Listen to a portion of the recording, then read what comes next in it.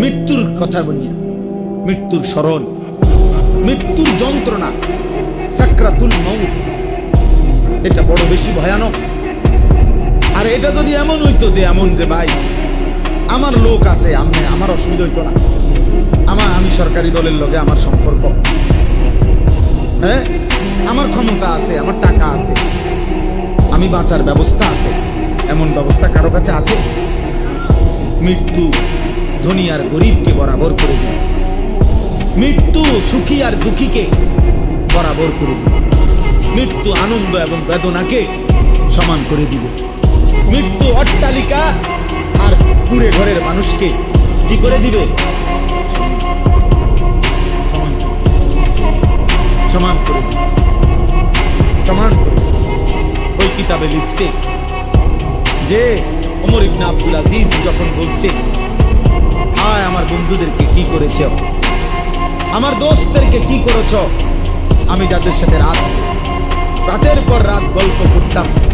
আমার সেই বন্ধুদেরকে তুমি কই নিছ হে মৃত্যু। তো উনি লিখছে মৃত্যু যেন উনাকে বলতেছে ফিরাইয়া, কবর যেন উনাকে ফিরাইয়া বলতেছে, ওমর ইবনে আব্দুল আজিজ শোনো,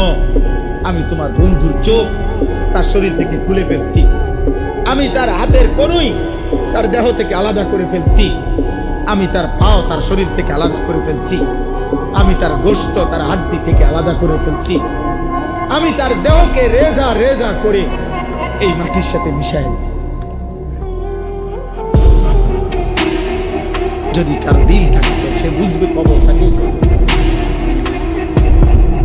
যে বন্ধুকে কবরে রাইখা 6 মাস পরে 9 মাস পরে আইসো একদিন, দেখবা তোমার বন্ধুর কোনো চিহ্ন নাই,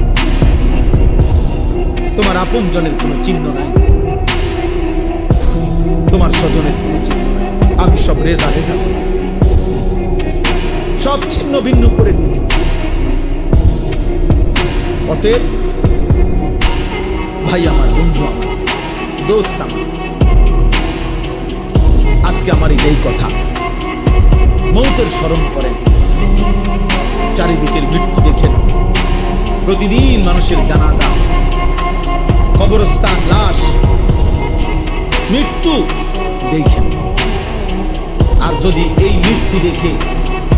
জানাজা দেখে, কবরস্থান দেখেও চলে